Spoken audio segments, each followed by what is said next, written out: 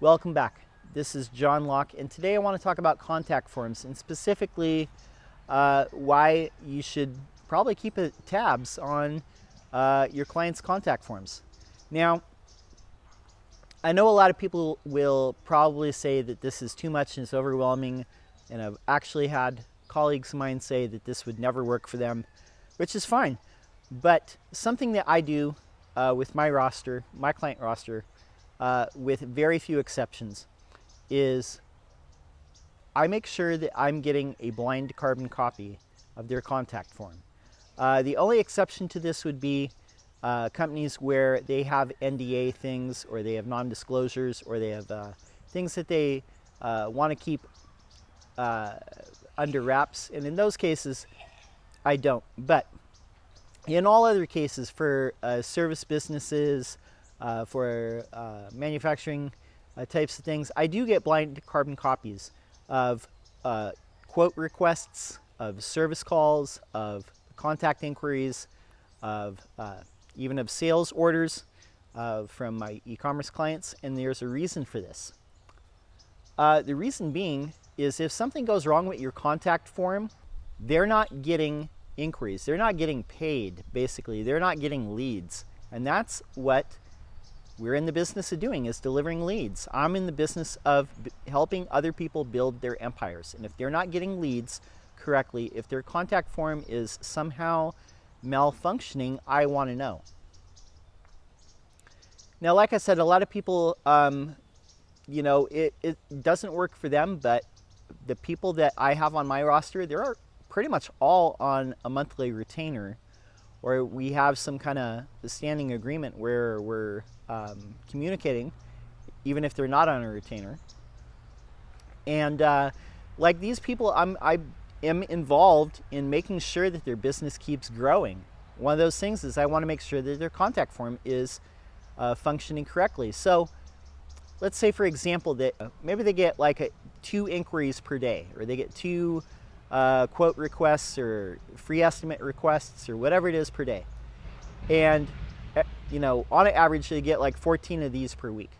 And let's say that there's a dry spell where it's like 4 or 5 days, maybe 5 or 6 days, where nothing comes through their contact form. That's a clue to me that something is wrong and I need to go check it out. Something is malfunctioning with their contact form, and I need to go check that out and make sure that things are working the way that they should, because obviously they're not getting leads. Now, this could be a couple different things. It could be something wrong with the SMTP delivery. The email might not be firing off correctly. Who knows?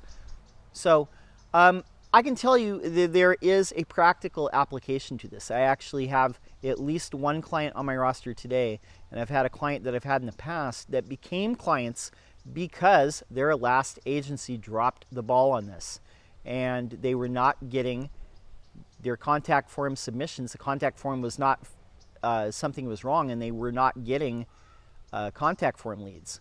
And those people became clients of mine directly because of this. So this is a word of warning.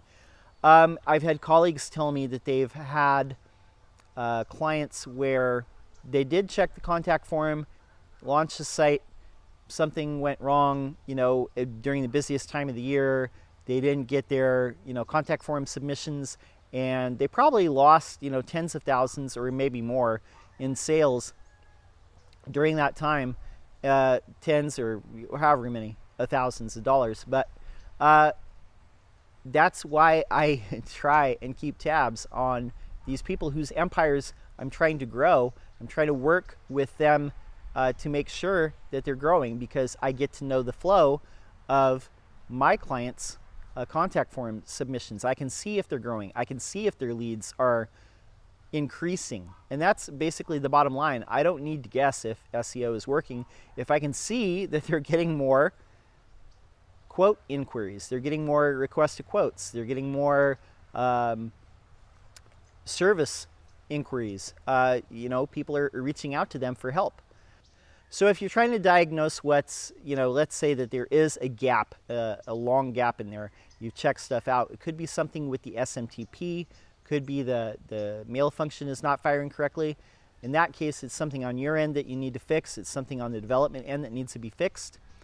But let's say that you are receiving the contact form submissions, blind carbon copies, but they say that they're not. I've had a couple cases like this.